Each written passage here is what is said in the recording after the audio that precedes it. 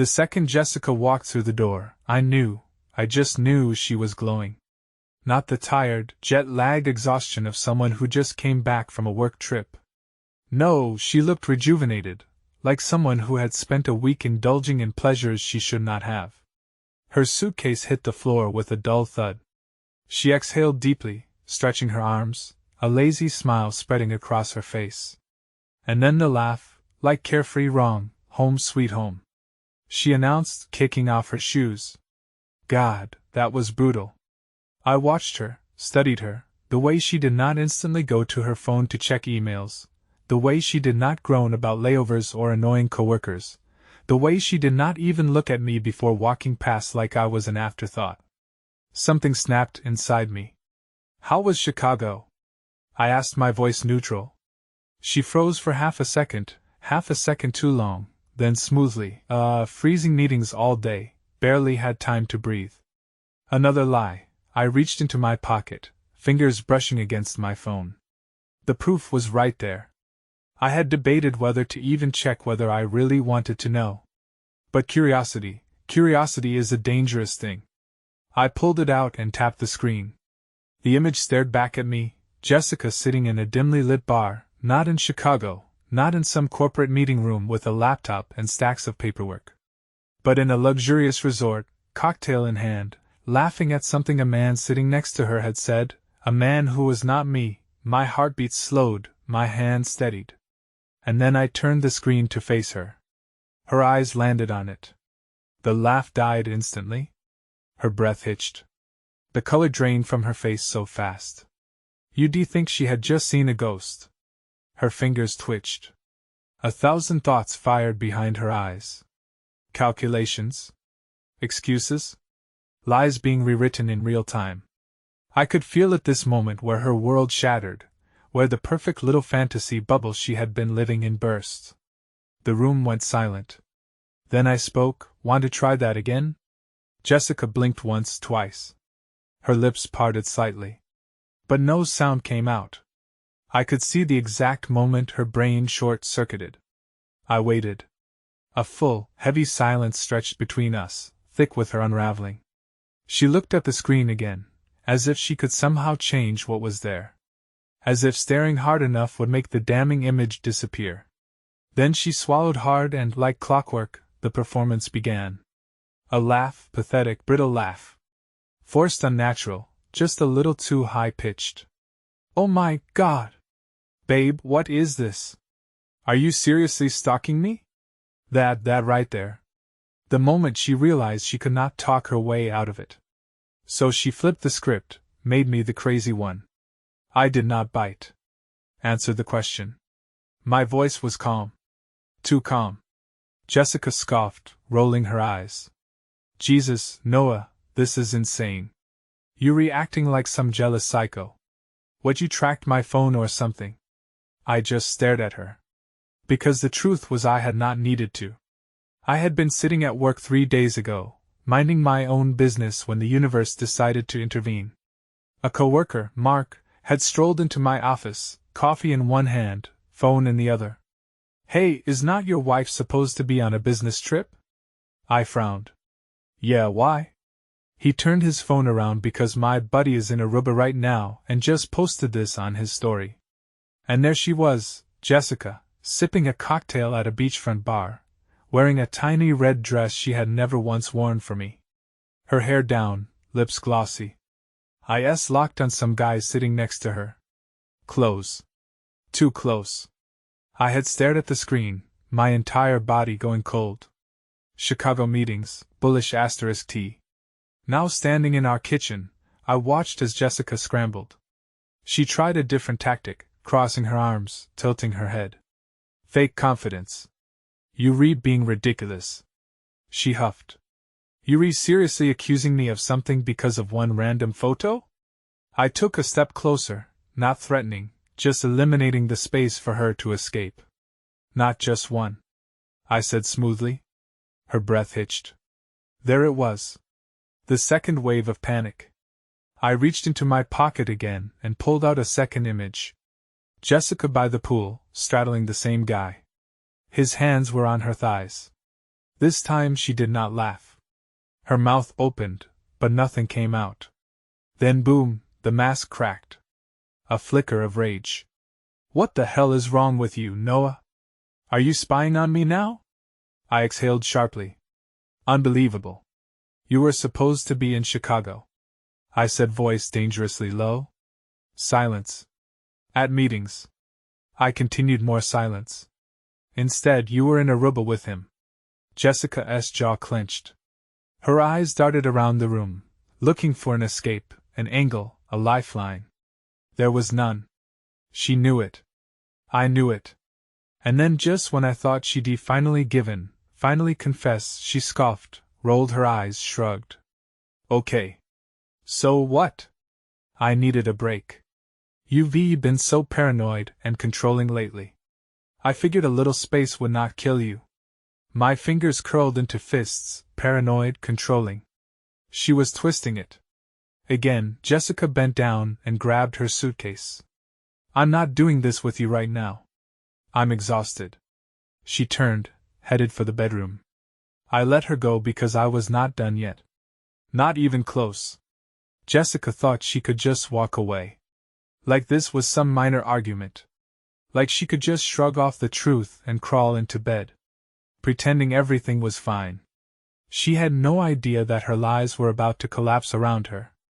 I did not stop her. Not yet. I followed at a distance, watching as she dragged her suitcase into the bedroom. She unzipped it with a sigh, probably already rehearsing the next batch of bullish *T excuses she'd throw at me later. I leaned against the doorframe, arms crossed. Waiting.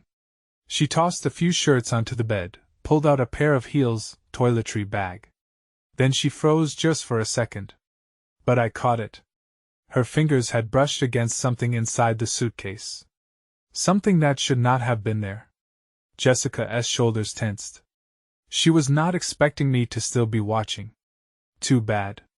She grabbed the object and in one smooth motion, tried to shove it under the pile of clothes. What's that? I asked. She did not look up. What? I pushed off the doorframe, taking a step forward. The thing you just hid. She let out a short, forced laugh. Noah, you being crazy. It's just I lunged. Before she could react, my hand was already in the suitcase, shoving fabric aside. Jessica yelped, scrambling to stop me. But it was too late. My fingers closed around it. A small red lace thong, not Jessica's size. My stomach dropped. Jessica went dead silent. The moment stretched between us, thick and suffocating. The walls of the bedroom felt like they were closing in. And then she laughed. Laughed. Oh my God! Noah!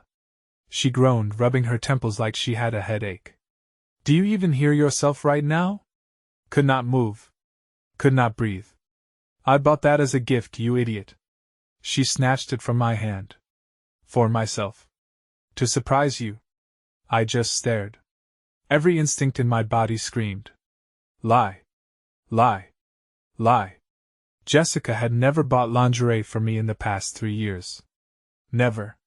And then, like a sick joke, my eyes flicked back to the suitcase, where something else was peeking out. A hotel keycard. I reached down slowly, picked it up, examined it. Jessica went still. The name on the keycard? The Ritz-Carlton. In Aruba, Jessica's face lost all color. For the first time, real panic flashed in her eyes. You digging through my stuff now? Her voice cracked. You were supposed to be in Chicago. That's not even mine. I held up the keycard. Then, whose is it? Her lips parted, but nothing came out. For the first time tonight, she had no answer. Checkmate. I exhaled slowly. My body was shaking, but not from sadness. From rage. Jessica was a liar. Terrible one. And now she was cornered. I took a step closer. Say it. She flinched. Say what? Say what you did. Jessica clenched her jaw. Her fists curled. For a second, I thought she'd finally break down. Finally confess. But then she scoffed, shook her head, and said the words that sealed her fate. You re pathetic, Noah. Pathetic. That's what she called me. Jessica stood there, arms crossed, her lip curling like I was some pathetic loser who had nothing better to do than dig through her stuff. Like I was the problem. Not her. Not her lies. Not her affair. I felt something inside me shift. You know what's pathetic? I said quietly, holding up the hotel keycard. Forgetting to hide the evidence. Jessica's eyes flickered toward the door. Like she was calculating an escape. I did not move. Did not block her. I wanted her to run. Because running would mean she had nothing left to say. But instead, she doubled down. Jessica rolled her eyes. Fine, you caught me. I went to Aruba. She tossed her hands up like it was nothing. Are you happy now? A laugh burst out of me. Not because it was funny. But because it was so damn ridiculous. Am I happy? I repeated. Are you serious? Jessica sighed dramatically. Look, I was stressed. Work has been a nightmare. And I needed a break.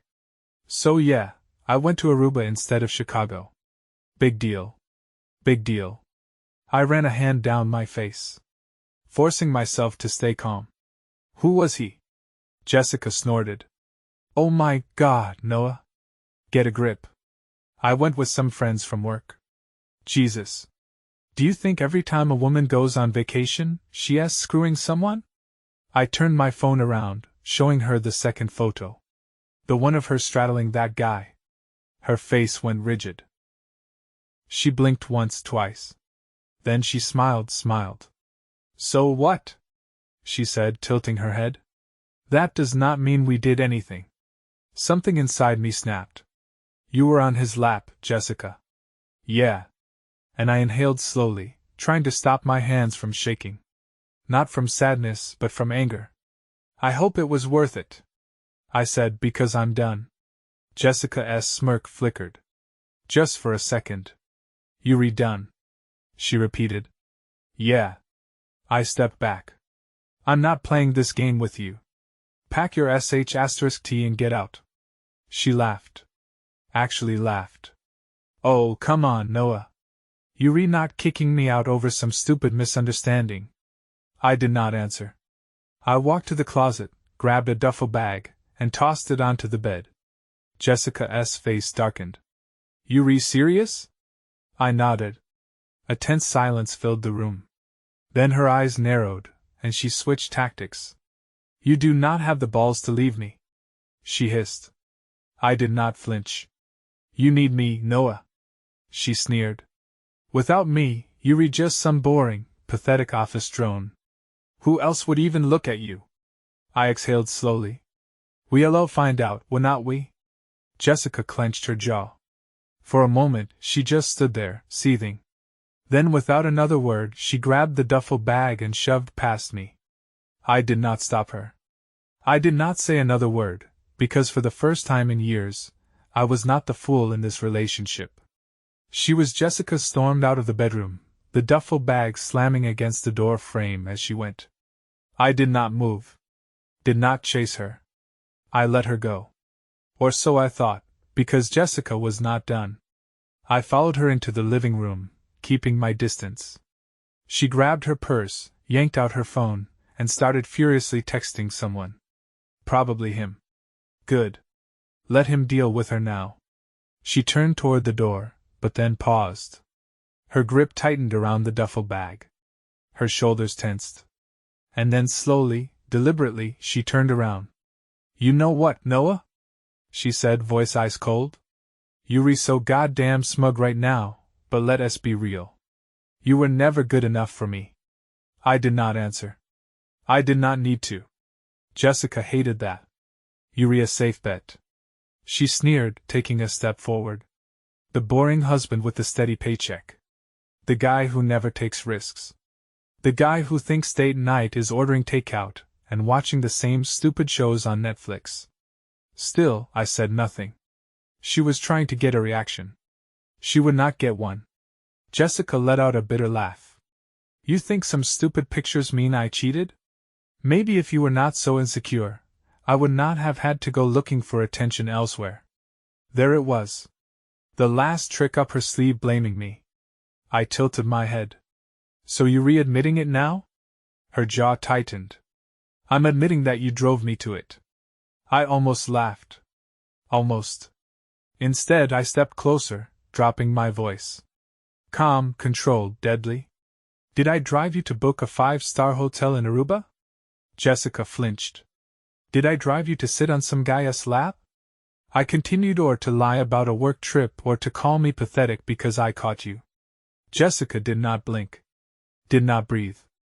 Then her mask cracked. She lunged forward, shoving me. You do not get to act like a Saint Noah. She shouted, you never made me feel special. You never made me feel wanted. So yeah, I found someone who did. Silence. There it was. The truth. Hanging between us like a guillotine. Jessica's chest heaved. Her eyes burned with anger, or maybe fear. But me, I just felt free. I exhaled, stepping back. Thanks for finally saying it. Her face twisted. Screw you, Noah. And then, without another word, she walked out. The door slammed behind her. And for the first time in a long, long time, I felt nothing at all. The silence after she left was deafening. For the first few minutes, I just stood there, staring at the door like I expected her to come back. Like she'd suddenly realized she had nowhere to go. Come crawling back with more excuses, more lies, more manipulations. But she did not. Jessica was gone. And yet the air still smelled like her perfume. The ghost of her laughter still clung to the walls. My mind raced through every argument. Every moment she had rolled her eyes at me. Every time she had made me feel small. And then my phone buzzed. A text. Jessica. For a brief, pathetic second, I thought maybe an apology, maybe regret, maybe something real for once. I unlocked the screen. And there it was. You'll regret this. No anger. No sadness. Just pure arrogance. I stared at the words, my pulse steady. Regret.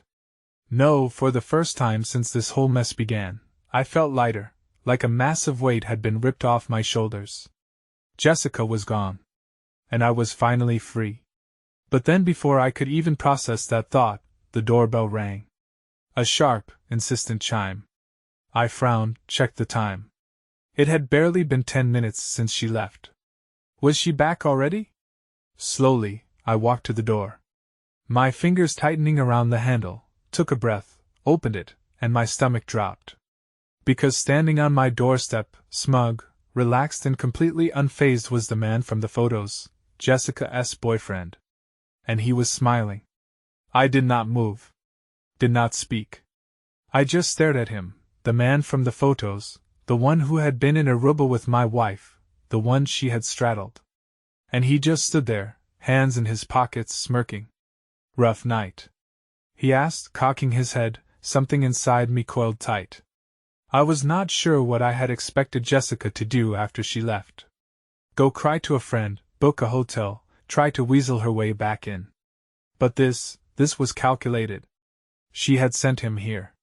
The audacity. The man leaned against the doorframe, totally at ease. Name's Ryan, he said casually. Figure we should meet since we've got something in common. Clenched my jaw. Something in common. Ryan grinned. Jessica, I did not react. I would not give him the satisfaction. She told me you're kind of a controlling asshole. He continued, glancing past me into the house. Guess she was not lying. A slow, burning heat crept up my neck, not from pain, not from heartbreak, from rage. This was not just an affair. It was a game. Jessica had not just cheated. She had made a joke out of me, lied to my face, gaslit me, tried to make me doubt reality. And now she was rubbing salt in the wound. She was not sorry. She never had been. Ryan chuckled, rocking back on his heels. Anyway, I just came by to grab her stuff. She's south at my place now. He grinned wider, where she should have been all along. I exhaled slowly, steadied myself. Then, without breaking eye contact, I stepped back and slammed the door in his face. Hard, the sound echoed through the house, rattling the walls. I heard him laugh from the other side, a slow, mocking chuckle. Then his footsteps faded. I locked the door, turned. And for the first time tonight, I let the rage in. I grabbed the nearest chair and hurled it across the room, crashed into the wall, splintering into pieces. My chest heaved, hands shaking with the force of everything I had been holding in. Jessica wanted to humiliate me. Fine, let her have her little victory, because she had no idea what was coming next. Jessica thought she had won. She had left. She had sent her new boyfriend to my doorstep, smug and confident, expecting me to crumble, expecting me to scream, beg, punch a wall, give her the satisfaction of my pain. Too bad. I was not broken.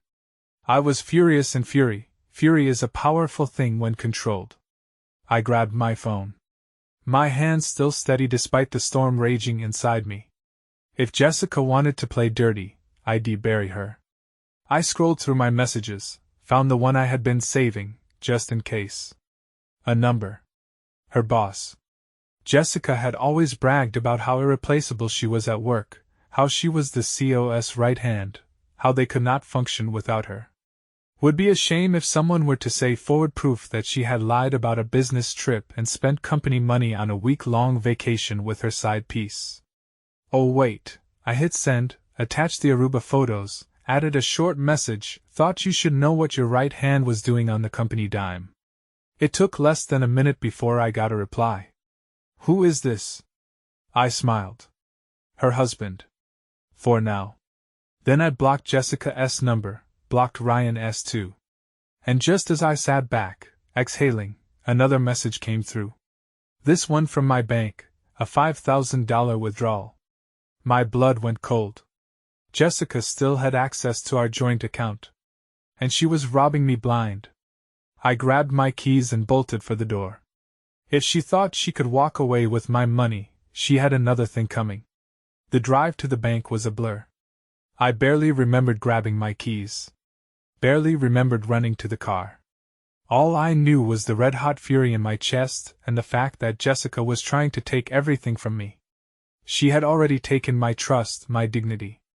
Now she wanted my money. To not a chance. I pulled into the parking lot so fast the tire screeched. Jumped out, stormed inside, straight to the teller. Hi. I need to freeze my joint account immediately. The woman behind the counter gave me a polite smile. Too slow. Too calm. Of course, sir. Can I see your ID? I shoved my wallet at her. Now, please. She typed something into her computer. Then frowned. Sir. It looks like a transaction was just processed. My stomach twisted. How much? I asked, my voice dangerously low. She hesitated. $5,000 was withdrawn about 10 minutes ago. I closed my eyes, inhaled. Jessica, that was her running off with my money, just like she had run off with that smirking bastard. But then the teller kept talking. And it looks like another transfer is pending. My head snapped up. What? She turned the screen toward me. I froze. Jessica had scheduled another transfer. $20,000 to be processed in an hour. I stared at the numbers. My pulse thundering in my ears. She was not just trying to take some cash and run. She was trying to clean me out. This was not panic spending. This was a plan. Jessica had been waiting for this moment. Cancel it, I said sharply. The teller nodded. Fingers flying over the keyboard. Done. I exhaled. Some of the rage simmered. But only slightly. Because now, this was not just about revenge. This was about justice. I pulled my phone from my pocket, blocked Jessica from the account, then called my lawyer. Because if she thought she could screw me over and walk away clean, she had no idea who she was messing with. Jessica had played her hand. She had lied. She had cheated. She had stolen. And now it was my turn. By the time I pulled into my driveway, my lawyer was already drafting the divorce papers. I had sent him everything, the photos, the bank records, the texts, every single piece of evidence proving that Jessica was a liar, a manipulator, and now a thief. And the best part, she had no idea what was coming. I stepped inside, the silence of the house different this time, lighter, cleaner, like her absence had sucked the poison out of the air. And just as I sat down, my phone rang. Jessica, I smirked. Perfect timing. I let it ring twice before answering. What? There was a pause. Then, Jessica's voice, sickly sweet, fake, Noah. Baby, let us not do anything drastic. Okay? I almost laughed. She was scared. I leaned back in my chair. Drastic? You mean like stealing $5,000 and trying to take another 20? She scoffed. Oh, come on. It was just a misunderstanding. I cut her off. It's already cancelled. And you reblocked from the account. Silence. Then her voice dropped. Colder. Meaner. You do not get to do that. I smiled. I already did. A sharp inhale. You seriously want to ruin my life over this? Jessica? I said, calm and smooth, you ruined your own life. And then I dropped the final bomb. Check your email. Pause. Then the faint sound of her phone unlocking, a few seconds of scrolling, and then a sharp panicked gasp. You sent these to my boss. I grinned. Oh, I sent them to more than just your boss. Silence. I could hear her processing it. The photos, the company money, the obvious violation of her contract. She had lost everything. Your AF asterisk, asterisk, asterisk, NG bastard. She hissed. Maybe, I said, but at least I'm not a liar, a cheat, and unemployed. She screamed something. But I hung up. And just like that, Jessica was out of my life. No more lies. No more games. No more gaslighting, manipulation, or stolen money. Just freedom. And as I sat there, phone in hand, the weight of everything finally lifting off my shoulders, I did something I had not done in weeks. I smiled, because the game was over. And I had won.